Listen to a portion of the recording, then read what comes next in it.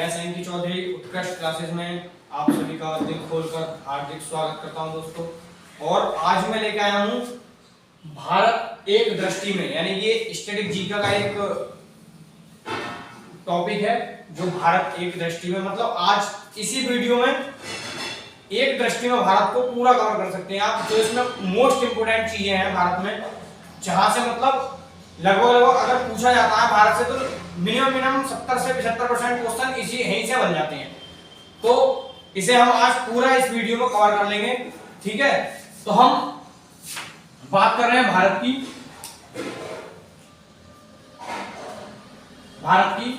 तो इसकी राजधानी क्या है? राजधानी है नई दिल्ली।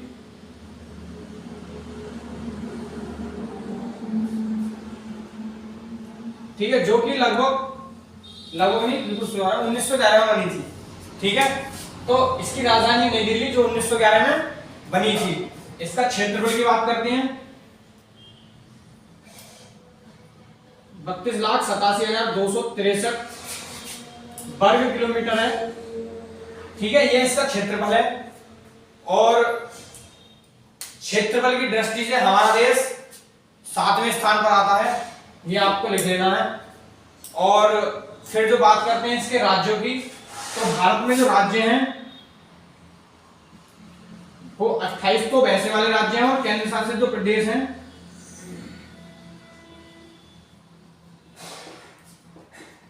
वो हमारे 8 हैं।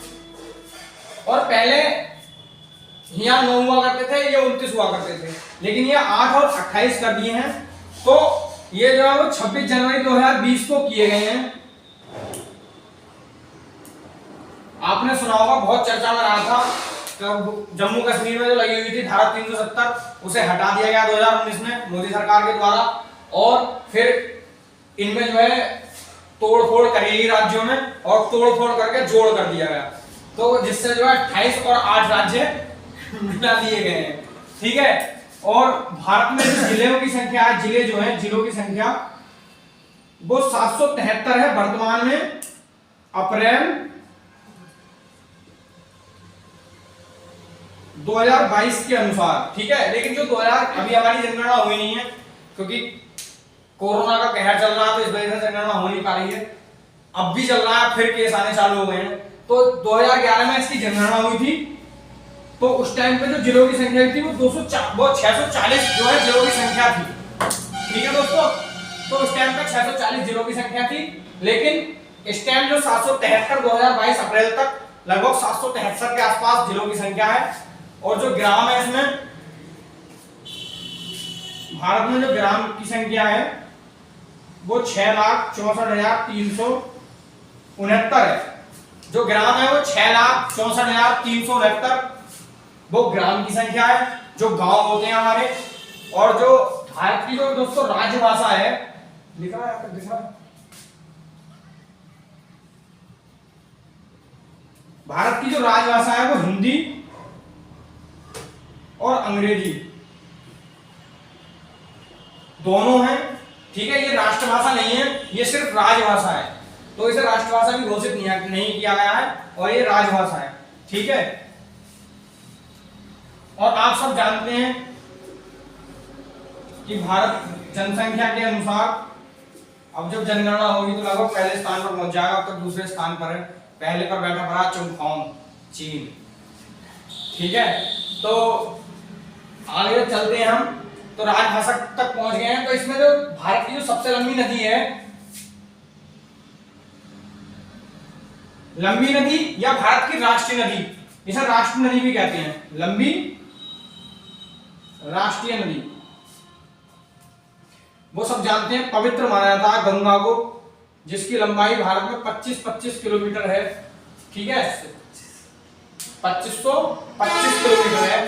तो इसे सबसे पवित्र नदी माना जाता है भारत में, गंगा, ठीक है दोस्तों। और भारत की जो सबसे ऊंची चोटी है वो केटू है, सबसे ऊंची चोटी केटू है, जिसे हम गॉडवन आस्टीन कहते हैं।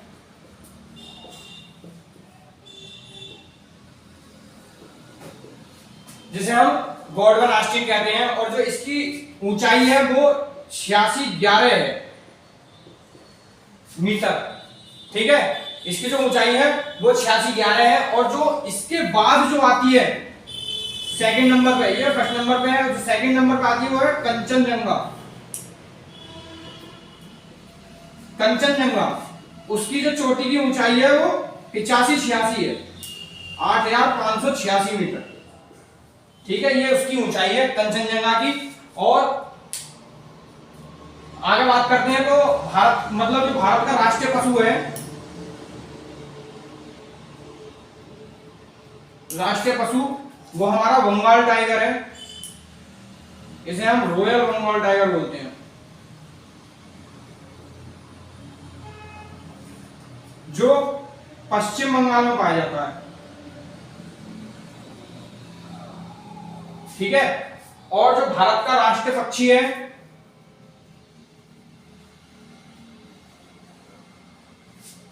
वो मोर है, जिसे हम इंग्लिश में पीकॉक कहते हैं, जिसका पंख हिंदू धर्म में बहुत शुभ माना जाता है। सही है। और जो राष्ट्रीय पुष्प है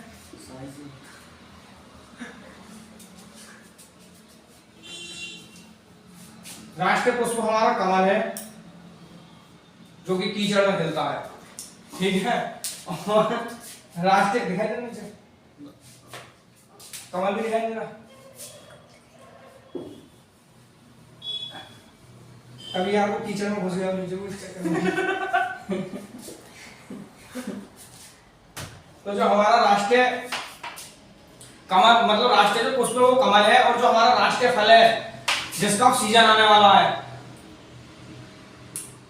जैसे हम शौक से खाएंगे उसको जूस भी पियेंगे, और किसी किसी के यहाँ अगर बाग होगा तो सड़ भी जाएंगे, वो है हमारा आम। ठीक है, और इसकी जो जनसंख्या है वो, भारत की जो जनसंख्या है वो लगभग 121 करोड़ है। लगभग, लेकिन ये 2011 की जनगणना के अनुसार है, जो विश्व में दूसरा स्थान है।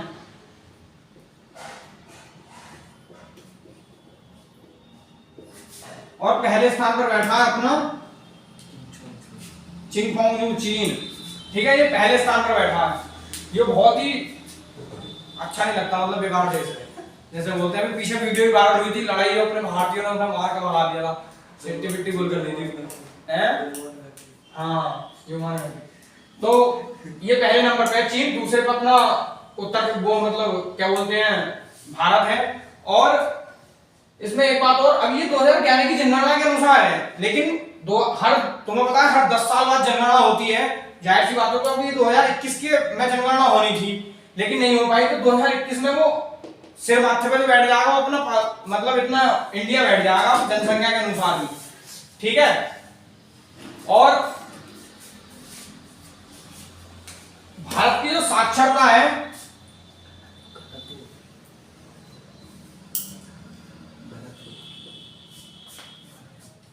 भारत की जो साक्षरता है वो 74.004% है। कहने का मतलब 100 में से 74 आदमी पढ़े लिखे हैं, और जो 26 आदमी बचे, कहने का मतलब 26 जो 100 में से जो 100 जो होंगे उनमें मेल भी होंगे और फीमेल भी होंगी। कहने का मतलब ये है, तो उनमें से लगभग 74 जो है वो पढ़े लिखे हैं, लेकिन जो 26 हैं वो आज भी भारत में अनपढ़ है। कहने का मतलब 74% लगभग साक्षरता है इसकी। ठीक है, और तो इसमें फीमेल की बात करें साक्षरता की, तो महिला साक्षरता वो 65% के लगभग है। ठीक है, 65%, 4-6%। और पुरुष,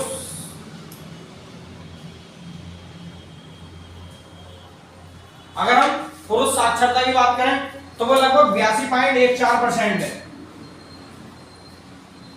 कहने का मतलब अगर 100 महिलाओं में से 65% महिलाएं पढ़ी लिखी हैं और 100 पुरुषों में से 82% लगभग पढ़े लिखे हैं। कहने का मतलब आज भी हमारे 100 में से 18 जो हमारे पुरुष हैं वो अनपढ़ हैं।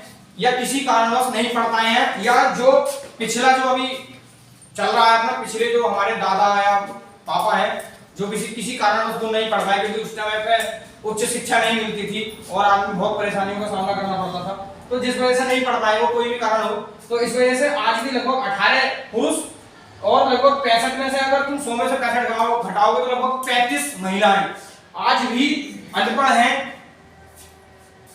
लेकिन आप ये जानते हैं कि अनपढ़ क्या होता है? अनपढ़ वो होता है जिसे कुछ ना आता हो, जिसे हम पागल कह सकते हैं, क्योंकि अगर जो हिसाब किताब लगाना जानता हो वो अनपढ़ नहीं होता, ये बात हमेशा ध्यान रखिए।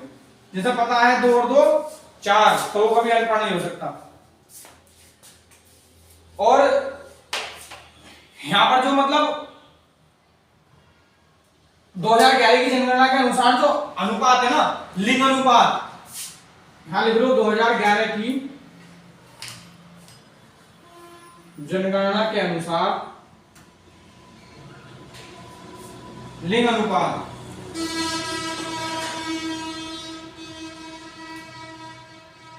वो 940 प्रति 1000। कहने का मतलब 1000 पुरुषों में से 940 महिलाएं हैं, ठीक है। तो हमारा जो अभी मतलब कहने का मतलब 60 पुरुष ज्यादा हैं हमारे देश में महिलाओं के अकॉर्डिंग। कहने का मतलब अगर हम 1 by 1 मतलब लगातार अगर शादी करवाएं तो आज भी 60% रड़ुआ रह जाएंगे, मतलब 60 पुरुष 1000 में से 60 पुरुष रड़ुआ रह जाएंगे आज भी, अगर हम 51 की शादी करवाएं तो। और अपनी इच्छा से करेंगे वो बात एक अलग है। हाँ, तो आज भी 60 पुरुष 1000 में से वो कुंवारे रह जाएंगे बेचारे, जिन्हें बहू नसीब भी ना होगी, ठीक है। और जन्म दर की बात करें तो जन्म दर प्रति 1000 की बात करें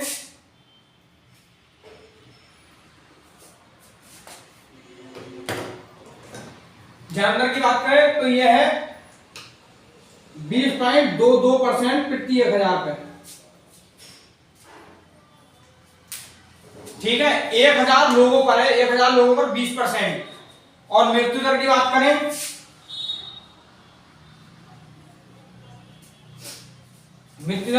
तो यह है 7.4 1000 पे, ठीक है। 1000 में से 7 आदमी मर रहे हैं कुल, और ये बात करें तो 1000 आदमी अगर उनका वो है तो लगभग 20 आदमी वो दे रहे हैं। और आप सब जानते हैं कि जो हमारा भारत है वो 15 अगस्त 1947 को स्वतंत्र हो गया था। इसने स्वतंत्रता प्राप्त कर ली थी। और आप ये भी जानते हैं कि 26 जनवरी 19 को यह गणराज्य घोषित कर दिया गया था, गणराज्य बना था ये 26 जनवरी 1950 को। गणराज्य क्या होता है? गणराज्य क्या होता है? जैसे कि हमारा 26 जनवरी 1950 को पूर्ण रूप से संविधान लागू कर दिया था और ये गणराज्य घोषित कर दिया था। ये था भारत एक नजर में, और पूरा भारत कंप्लीट कर दिया है लगभग 70 से 75%। हाँ, मैं मानता हूँ कुछ चीजें छुपी हुई हैं, लेकिन लगभग बहुत सारा एक उसमें जो बेसिक नॉलेज थी वो हमने एक ही वीडियो में कवर कर दी है। और ये अग्निवीर के लिए बहुत मोस्ट इंपोर्टेंट वीडियो है, और अग्निवीर में अगर आएगा तो इसी में से आएगा, ज्यादा डीप वो पूछेंगे नहीं क्योंकि हाई स्कूल लेवल का पेपर है, तो इतना डीप मेरे हिसाब से पूछेंगे नहीं। तो अग्निवीर वालों के लिए तो ये स्पेशल है, अग्निवीर वाले जरूर देखें इस वीडियो को। और अगर वीडियो थोड़ी सी भी अच्छी लगी हो तो एक बार लाइक कर दें। लाइक से मिलता कुछ नहीं है, लेकिन हाँ मोटिवेशन हमें मिलता है, थोड़ा सा सुकून पड़ जाता है कि थोड़ा हमने अच्छा किया है, और उसे और अच्छा बनाने के लिए हम आपसे लाइक के लिए बोलते हैं। वैसे हमारा कोई लाइक का पर्पस नहीं है, और बस चैनल को सब्सक्राइब कर दें, वो हमारा पर्पस है, क्योंकि उससे पैसा आता है। ठीक है, धन्यवाद।